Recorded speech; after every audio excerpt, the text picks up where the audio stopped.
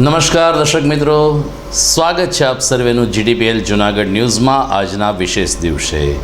આજનો દિવસ વિશેષ આપણે સૌ જાણીએ છીએ કે 17મી લોકસભાની ચૂંટણીના ત્રીજા તબક્કાનું મતદાન આજે ગુજરાત સહિત 11 રાજ્યોમાં થયું છે। તંદુરસ્ત ભારત મજબૂત રાષ્ટ્રના નિર્માણ માટે દરેક મતદારનો મત અમૂલ્ય રહ્યો છે, કિંમતી રહ્યો છે, ને એટલે ગુજરાતની જનતાએ પણ આજે ઉત્સાહભેર ભાગ લઈને પોતાનો મતાધિકારનો ઉપયોગ કર્યો છે ને એ રીતે શ્રેષ્ઠ ભારતના નિર્માણમાં એક આહુતિ આપી છે। તમામ મતદારોને ખૂબ ખૂબ અભિનંદન સાથે જોઈએ આજના મુખ્ય સમાચાર।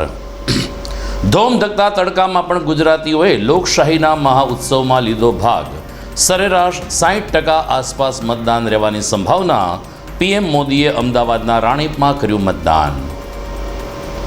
13 જૂનાગઢ લોકસભાના પ્રતિસ્પર્ધી ઉમેદવારોએ પોતપોતાના વતનમાં મતદાન કરીને જીતના વિજયનો કર્યો દાવો। જૂનાગઢના ધારાસભ્ય, ડેપ્યુટી મેયર સહિત અન્ય આગેવાનોએ વહેલી સવારે જ મતાધિકારનો ઉપયોગ કરીને લોકોને આપી પ્રેરણા। કનેરિયા સ્કૂલમાં બનાવવામાં આવ્યું મોડેલ મતદાન મથક।